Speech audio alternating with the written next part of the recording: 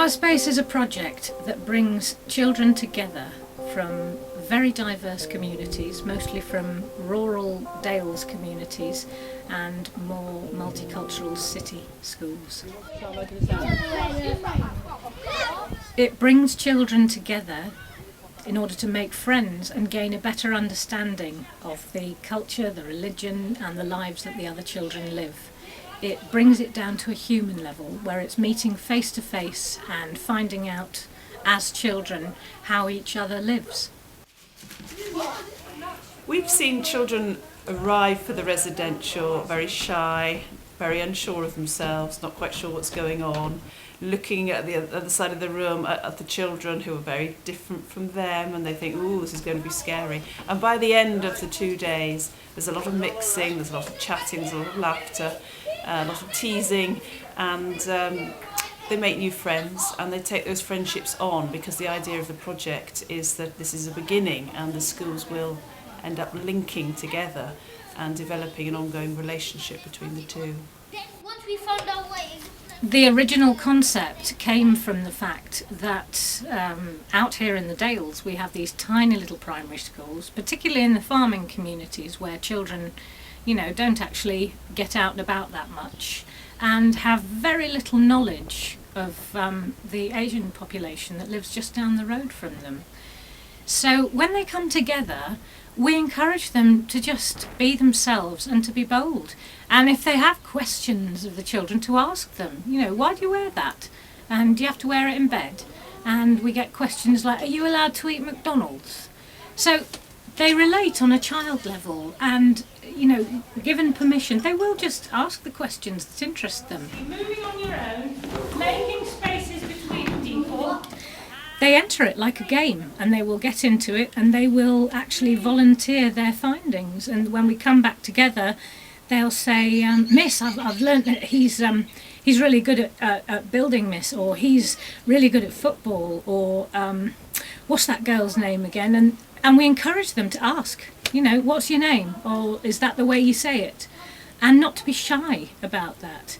And it's about giving them permission to be able to do that, which even as adults we don't do it, do we? We will avoid having to remind somebody that we've forgotten their name.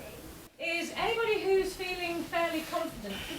It's about children coming together to meet each other. They may not have met each other before. They might live in a community where everyone is mainly white or where everyone is mainly British Asian, and they don't get enough mixing amongst themselves. So this project is really about children coming together, celebrating who they are and celebrating each other, and enjoying the gifts and skills that each other can bring. Two people standing together.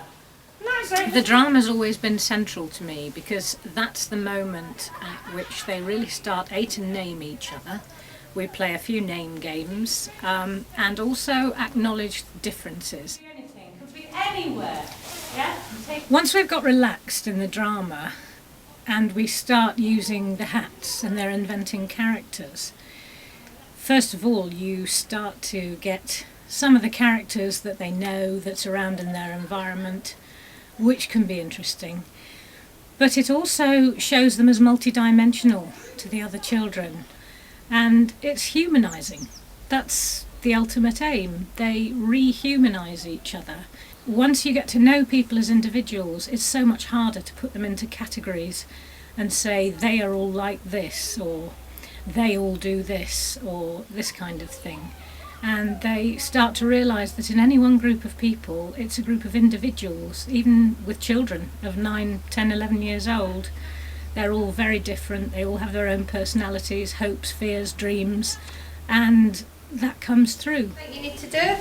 The team games are very specifically aimed at proving to the children that everybody has different strengths and weaknesses, and within a team there will be some people who are good at the thinking tasks, some people who are good at the manual tasks, some people who are good throwers and catchers, others who are more artistically minded, and others who are better at thinking through.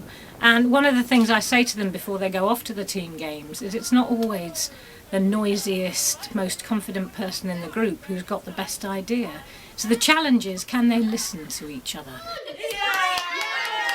A couple of the girls over here who didn't participate very much in the big active things turned out to be beautiful artists, doing all these wonderful flower designs all around their names.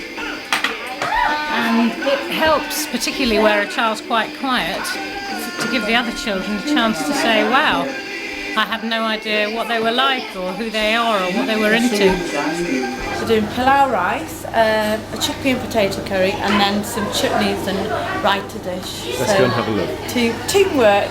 The children cook in very small groups, so from the beginning we get them down into small, intimate little groups where they have a task to perform, and cooking is very empowering. Many of them have never prepared their own meal before, so I mean they all just do one small section of a big meal, and then when it all comes together at 6 o'clock they can see what they've created. It's lovely. That's one of my favourite dishes, you see. It's really nice.